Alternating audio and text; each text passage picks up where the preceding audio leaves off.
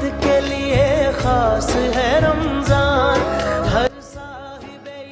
करमपुर शहर वारे इलाके करमपुर सिविल अस्पताल मस्जिद में 5वीं रमज़ान मुबारक जी रात तरावी जो ख़त्म पूरो कयो वियो। हाफ़िज़ अब्दुल समद मलिक तरावी पढ़ायूं।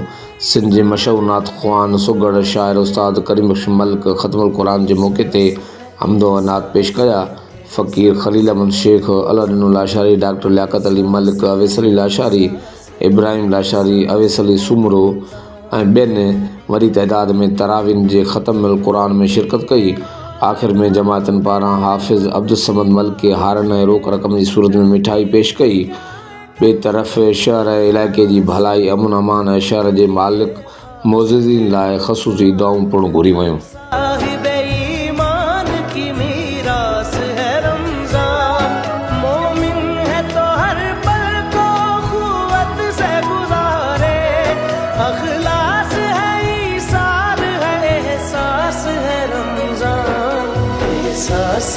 एहसास है एहसास है रमजान, एहसास है एहसास है एहसास है रमजान।